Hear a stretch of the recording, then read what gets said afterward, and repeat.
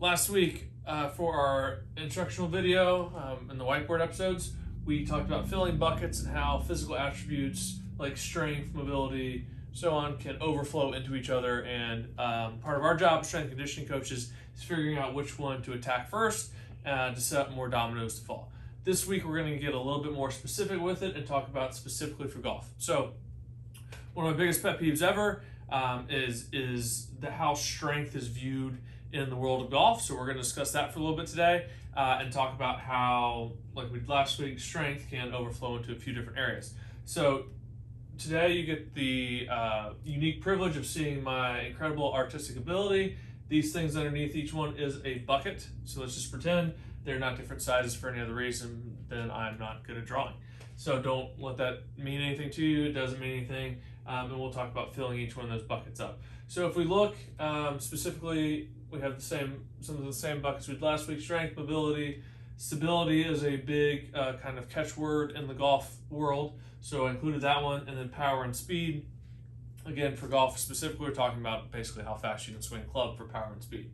For the more of the golf game buckets, we have distance, driving accuracy, irons, short game, chipping, that sort of thing, and putting.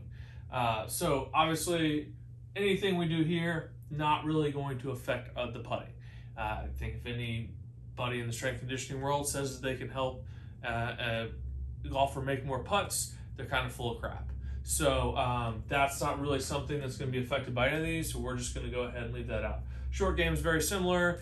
If you really want to get specific and say that having more strength might be able to help you in the rough or some specific areas, but it's such a fine motor skill, it has a lot more to do with the actual motion and the actual ability for your wrist, hands, body to do what it needs to do, that I don't think that's going to have much effect. That we're not going to be able to affect short game much at all on our side of things either. It's a very fine motor skill that usually only gets better from the technique or actually practicing your short game.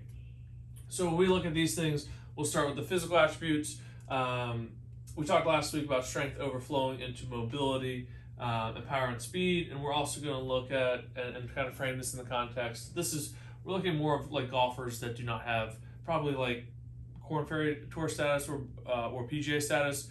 Those guys are usually good enough with whatever they have going on that they're either master compensators and they can do a lot of great things with some deficiencies and they can just get away with it, or they're just so skilled at the individual motions that some of these things just don't apply to them.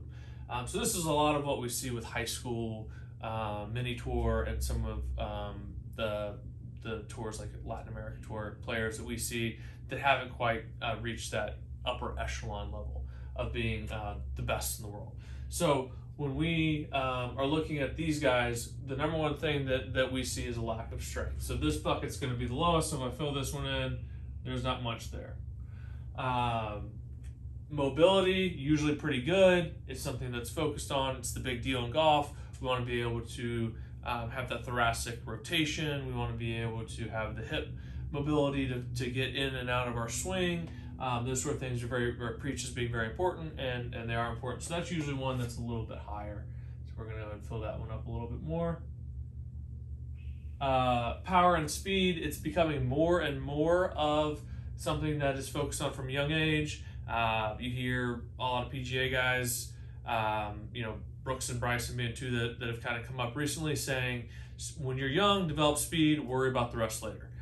So that's something that's gone on more and more of now and is talked about more and more now. TPI does a really good job of getting the message out about, they talk about like speed windows and age groups and understanding that developing speed early on is a lot easier than waiting till you're 18 to 25 and trying to say, hey, I don't hit the ball very far, I don't do these things in my swing to create speed, I need to change. That is hard to do later in life. So again, another thing that's becoming more and more important. So that's going to be something that's more individualized for the person, how they grew up, who's teaching them, what the focus is there. So that's going to be kind of middle of the road, probably on the lower end still for importance. With the youth coming up right now, it's becoming more and more important. So that's a really cool change that's happening in the game. Stability, I don't like this word, especially in the golf when we're talking about golfers. Stability I think that you can make a really good argument, and I'm not going to get too scientific right now. It's the same thing as strength. I don't know many guys that are like power lifters that I would say, you know what, that guy's not very stable. I think it's a lot like functional fitness or golf-specific exercises. It's just kind of this word and lingo that these people make up, and then they hammer it home, and they're like, oh, you have to be stable to be a golfer. While that's true, we don't want instability in joints. Most people are hypermobile, or golfers are more towards the hypermobile side of things, especially in the high school realm, than they are where they have these glaring movement deficiencies that are preventing them from what they need to do. So I'm actually just going to erase that altogether. I would love if these younger golfers don't worry about stability at all. These three things will take care of whatever they think stability is. So let's get rid of that altogether. So now that we have the strength and the power and speed, we see, all right, off the bat, strength is the lowest bucket filled. And as we talked about last week, most of the time, if you're strengthening the right way, your mobility will increase, not decrease. We're not going to try to make people that look more like Hulk Hogan. We want guys that can move still, but if we're strengthening in the right way, the mobility should actually increase. And the power and speed, we should also increase our ceiling for that. So by increasing this and filling that in, it's going to go into the mobility, and it's going to go into the power and speed. So that should also increase from that as well. So we're raising our ceiling on both the mobility and the power and speed aspects. Again, we talked about mobility being a combination of strength and flexibility. If we have someone that's too mobile and they don't have that strength, then we end up with someone that looks like like a Gumby type character or a baby giraffe, where they're just kind of flailing all over the place and they can't control their movements. And obviously that's not something we want either. We want someone that is able to, if you think more like Tony Finau backswing, really short, but extremely powerful. That's much more beneficial than someone that's all over the place with what they're doing, but they lose their club head and they can't make a consistent move throughout rounds, or even just sitting there on the range because they don't have the strength to do the same thing over and over again. So that's why that one's so important. Then we look at how does strength flow over into these different attributes in golf. We talked about, again, just a few minutes ago, that nothing we do physically or that we're going to be able to do in the strength conditioning world, sports performance world, is really going to help your short game or your putting. Very fine motor skills, and it's just, again, I think it's kind of like someone's being like a used car salesman if they're telling you that they can help you with either that. I don't think it's possible. So when we look at what does strength help with as far as distance, driving accuracy, and irons, it's going to help with all three of them tremendously. So how does that work? Well, obviously, if we're stronger, we are able to create more power and speed. That's going to cause the distance to increase. So we're going to work on, that's going to help fill up that bucket. Driving accuracy. We've had guys that come in here, especially high school kids, that swing a little faster, maybe 115 to 118 for a high school kid. So that they're already upper echelon with the speed and the power. We've gotten them a little bit stronger, and their misses have narrowed down a lot. That should make sense logically because they are able to control the club and the club head a lot better with that added strength.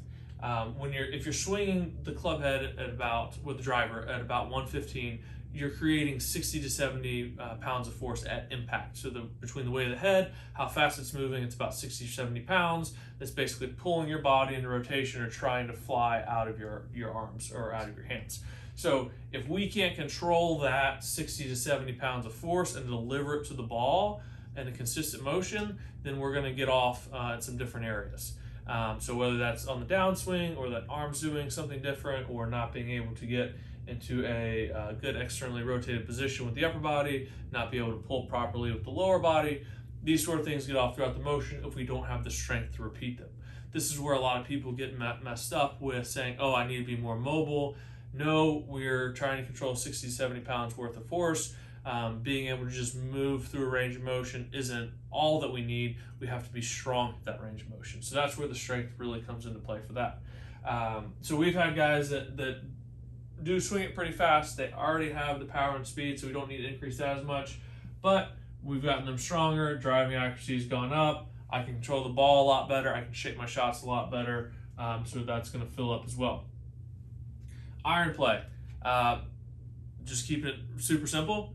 If you are able to hit your 7-iron 20 yards further, and you get to hit a 7-iron instead of a 6 or a 5-iron into a particular green, you should be increasing your chances to hit a more accurate shot. So greens regulation or just accuracy with your irons, and then obviously like distance to the pin, you should be able to hit the ball a little bit higher and not have to worry about the ball running off or however the green sloped, and be more aggressive that way as well. So increase with the iron play just from the fact that I can hit a 7-iron further now or a 9-iron instead of a 7-iron. Those things should increase your iron play as well. So we're filling up all of the boxes or the buckets that we can simply by increasing the strength. So that's where we look at where if we have strength down here and we're increasing that, then that'll equal an increase in distance, driving accuracy, and irons. So if we look at how do we be successful at golf, obviously short game is very important, scrambling super important, but being able to hit the ball further, hit the ball more accurately off the tee, be more accurate with the irons is really going to help you lower your score. Does this fix everything? Like, is strength the one size fits all application to any golfer that's having an issue? Absolutely not. There are tons of things that you can do with your swing that can help you put you in better positions more often, that can make you more efficient with your body movements, and that can help you deliver your club face to the ball in a better position on each swing. And if you're not doing those things, it doesn't matter how strong you are. So obviously these things work in correlation with other factors that go along with it. I made a post last night about how important it is to work with a swing coach that knows what they're doing and is helping you move more efficiently, getting fitted for clubs so that your equipment works with your game as well and your specific swing. All these things add up to help you fill all the buckets, but strength can carry a lot of weight, no pun intended, into filling up these other buckets in other areas of your game that we see here, that any one of those particular things might not be able to do. So if no one listens to me about anything in life in the strength conditioning field, about anything else I talk about, I really want to get across how important strength is for golfers and how much they can improve. A side note to this too is just as far as gaining strength and mass. In baseball, the thing that correlates most to both throwing velocity and exit velocity for hitters is overall body mass. So the more someone weighs, the better chance they have at throwing harder and hitting the ball faster. I don't know the specific numbers for golf off the top of my head, never run the correlations, but I would bet a lot of money that's extremely similar. And if we're stronger and we're adding some of that hypertrophy into that and adding lean body mass, I think that's going to have a huge effect as well, and understanding that is how we are going to raise our ceiling. And if you are playing consistently out on tour somewhere, week 4 is a lot easier for you than it would be if you have 10 more pounds of lean body mass, and you're able to use that throughout the tournaments. The last thing I'll say about any of this is that also with adding the strength and that carrying over to the power and speed and increasing your distance, a big knock on that is like, oh, well, if you're training a certain way, even with strength, if there's emphasis on that sort of thing, then it becomes this like long drive swing or swinging out of your shoes. And while that may be the case, and there may be a time where you do train to really just increase club head speed, the way we look at it, it's the same way we look at doing something like pull downs in baseball, is if I can take someone and have them hit a ball into the net and their club head speed goes from they're 115 on the course, and we can, through the course of strength training and trying to get them just to swing faster or working with the coach, we can get them hitting a ball into the net where their club head speed goes up to 128.